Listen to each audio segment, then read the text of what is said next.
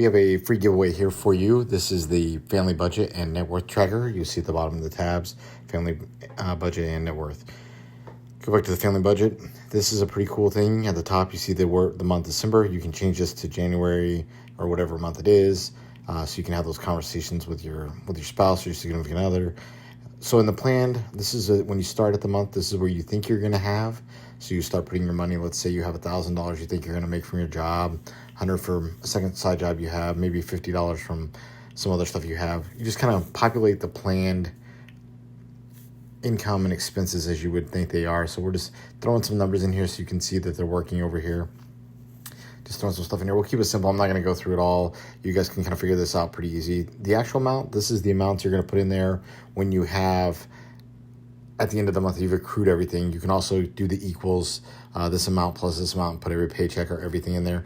We see on this one, we under budgeted $500. Maybe we got a $500 bonus here. So we'll put that in the notes. We want to make sure everything's documented to kind of give us some room. So when we start going back to these, if we create a new tab and we add it or whatever we do, we want to make sure that we're doing this. So again, kind of running all these numbers. The actuals are the actual numbers of what the expenses are or what our wage was, so we can actually track all of our expenses as we go through here. So again, I'm not going to go through every one of these, but you kind of see what we're populating, and you see it populate over to the right automatically. Those are all formulas hidden there. Nothing special here. If you know Excel, this is pretty straightforward stuff. You can see that we're clicking through, add, change, multiply, whatever you need to do. Just go ahead and finish this out. You can see that everything comes through the total income. All the total expenses come across as well. So you can see here, all lines out. These numbers all come across. Pretty. So whatever's left over, this is like through your savings, the income minus the expenses, there's some money there. So maybe we put that money towards our emergency fund. Maybe we put it towards our retirement. We just populate this money here. This is money positive that we're putting towards our net worth, increasing our net worth. I'm not tracking net worth on this one. We'll check net worth on the next tab, but I wanted to share these with you. But I would like you to really consider applying that information in. You can also right click here and you can add columns, rows, top or bottom, standard Excel stuff. Have any trouble with that, let me know. Happily help you out however I can, but definitely able to do all that. You can expand the cells. There's a lot of stuff you can do here. It's just standard Excel stuff, nothing special, even though it is in Google Sheets. You can change the color here, just make it something a little more easier to see for me. We'll go on to the net worth tab here. This tab I think is a lot cooler. This is the one for me that I track really to show how I'm progressing towards my goals and what I want to do as I move through them. So, obviously taking advantage of the budget to kind of help me feed into this, but having conversations along the way with my significant other. On the left-hand side, we see the month, and those months there's an equation there. So if you change number 3 to January, everything else should populate below. You can just grab this and pull it down, and just like Excel, expand that formula the rest of the way. You can change these color formats. If you want to change the color, you can definitely change the color. I like to add the line for January. I try to put them on every January if I can. Really, for me, it just kind of helps me keep everything straight. That way, every 12 months, I know, within that 12-month window, what I've done. So again, it's all kind of lined out here. You can see the first set, we have the liquid cash. This is your cash, your checking, your savings, your emergency fund type stuff. It's all kind of lined out here. You can modify these however you want. You can add to them very easily. Just, click in there, add ABC, whatever you feel like doing. Again, you can right click, add a column to the left or right. Very easy stuff. Standard Excel template. These are formulas. This is just collecting all the sums across the rows. Pretty standard stuff again. That's this first column that we kind of walk through. Yeah, so again, we have the January, start everything, start recording your stuff, at least get it documented. So now through the one tab, through the budget, we have what we know we're spending. The other tab is this network one. We can start actually capturing everything that we got going on here. As we move across into the investment one, you see it's a little different shade of green. We have like a little more illiquid stuff, like maybe your CDs, Robinhood, M1 Finance, Charles Schwab, Coinbase, whatever, right? They're all here, your taxable income. Again, you can add, delete, whatever you want to do. If you want to add more here, you definitely can do that. Same formulas apply. We're just, again, kind of across the way. Let me stand this one. Here's a little more with maybe your real property, and by real property, that's not rental property. Real property, that's like your home, your rental properties, and maybe you do rental property 1, rental property 2, or maybe you just do total rental properties and have them all together because you don't want, you've grown so big you don't want 30 boxes, so you just have them all under one. The next one we have is the retirement one. You have your 401k, your Roth, your traditional. Again, you can add, modify, do whatever you want to with these titles. They're 100% customizable for whatever you're trying to do. Maybe we have an HSA that we want to add. I don't know if that really liquid or cash, but you definitely can throw that in there and it'll be fine. So remove the HSA. Again, you can have however you want. You can modify it anyway, for sure. Just back to the retirement accounts, the 401k, Roth, traditional. You may have a solo 401k, whatever. The formulas, again, same across the way. You kind of see at the top, again, I've kind of went from like a dark green instant cash to a little lighter green that maybe that's a little harder to get, to debt that's yellow. Some people tell you debt should be red. I don't care. Color code it however you want. For me, the debt is pretty standard. It's actually a vehicle to get you farther. But again, you have primary residence, primary mortgage, rental mortgage, credit card 1, 2, car 1, 2, affirmed, department store, whatever. These are totally modifiable.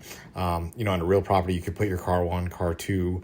Obviously, those may or may not increase or decrease in value, but depending on if they're collectors or whatever. I drive all my stuff, so I don't have any collector cars. But you definitely could put wherever you wanted to put that stuff. It's whatever you want for the best. So let's just plug some numbers in here so you can kind of get a see of how all this looks when it's populated. You can put some money in Robinhood, Coinbase. We know our home. Let's say it's worth this amount. So we're going to say the primary home. We're probably going to put $75,000 in here, just kind of ballparking nationwide. We can change some stuff. Again, up here at the top, you can change colors, lettering, number. I put in 75 in the white and it didn't pop, so I came back and I changed it to black, and of course it bolds it. So let's just format, grab this format here, pull it across. Again, just kind of doing some of these mistakes so you can see it works just like Excel, even though it's Google Sheets. I know a lot of people may not be super familiar with it. So we throw the $75,000 in there. Maybe we don't have the rental properties, so we're just going to keep scrolling on past that. Let's put a little money in our 401k, a little money in our Roth. Just start populating this out. Then you kind of see it's all populating over here. Then we're in the debt column, so we don't own our house, so we need to make sure we put the money in. Important to note on the debt, and I kind of forgot to skip over this, it's very important that when we put the debt in, we have to put it in as a negative number. Otherwise, you're going to get a false value for your net worth. So let's put that we owe $68,000 on a mortgage here, $68,745. Maybe we owe $47,14 on the credit card. Maybe we owe some money on our cars here. Again, just putting those in, throwing these out, seeing how this works. $40,000 on the car, $4,500 on this one. Affirm, buy now, pay later type thing. Let's say we have $250. Maybe we owe them. So just kind of putting that out there.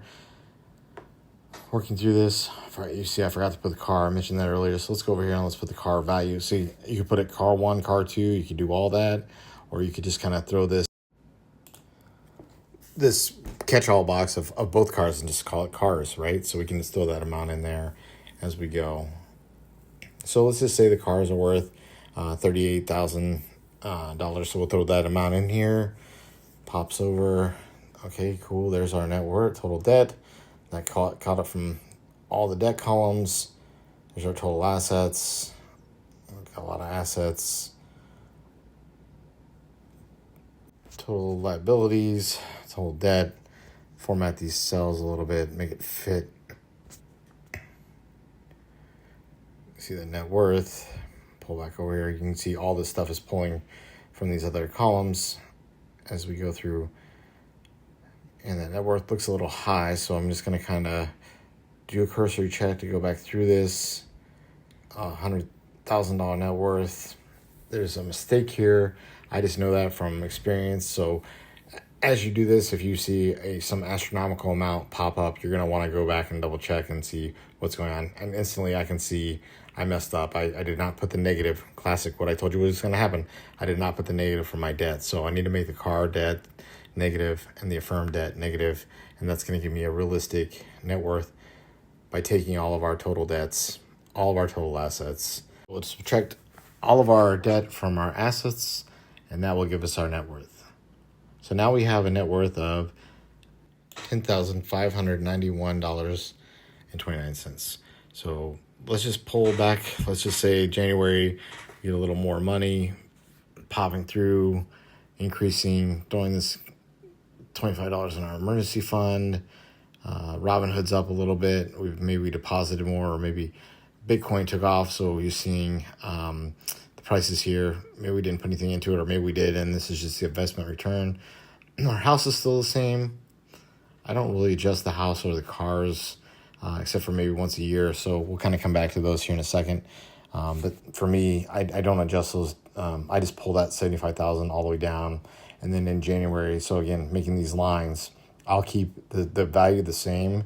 You could do it every month if you wanted. I think that would be really cool. But me personally, I just kind of keep the value the same. And then if it appreciates, I hit it at the end of the year. If it depreciates, I probably will track that a little closer than annually. The retirement stuffs keep going. We're just going to keep adding this. You see the retirement all added up. A little more retirement. We're paying our house. So maybe we owe a little less on our house. Maybe they took $200 off the principal. Even though our payments was gigantic, we still pay a little bit.